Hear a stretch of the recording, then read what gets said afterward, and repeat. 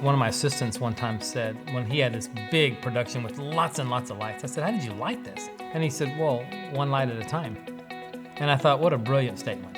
From then, I've always sort of held true to that. You start with your main key light, and it's a building process. Then it's building blocks onto that.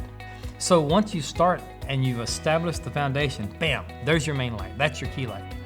Then you just start adding one more and one more and one more, and you're exposing for those, and you're setting their exposure and their output based on that first one. And in this case especially, there's a lot of light and dark. And the idea with that was drama all the way. I just wanted drama.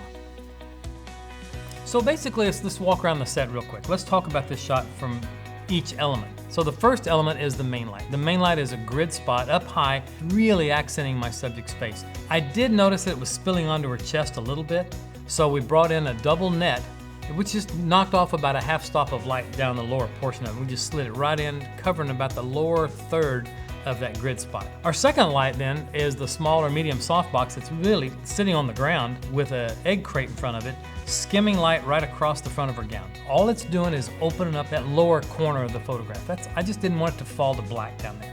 That's the only reason for that. And then in the background, we've got our twin grids. And again, this is just because this is Hollywood. I'm just trying to make this look a little bit more of a glamorous shot. And so the controls there are how small or large the spots are, how close they are together, and their elevation, how high are they.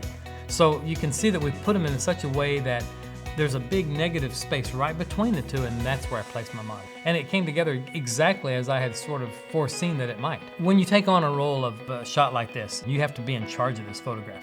You can't just turn the model loose and let the model just pose herself, because the sweet spot of that grid is so small that you've really got to direct her. And so my direction of the model was basically to keep her face in that hot spot where the exposure was dead on. And I really wanted those catch lights to be bright and shiny and really look crisp. So to do that, I know I had to work with her. And you can see I've got her shoulders a little bit away, and then I have her head over and then up, and then I would have to bring her eyes up. This required a little bit more maintenance on just getting her face in the right position. I think if you're interested in doing this kind of work or this kind of a picture, do yourself a favor and go back through and find pictures, find old pictures from the Hollywood heyday, and tear them out of a magazine and make a little folder with all your tear sheets and go through and pick out what you like and really closely look at it and try to determine how it was lit. Look at the highlights and look at the shadows, and that'll tell you everything.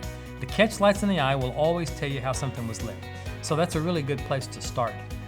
But then just kind of walk around the set and start adding to that. And you can see that sometimes it was done with one light, sometimes it was done with 6. Determine what's going to work best for you and for your style and the direction that you want to go.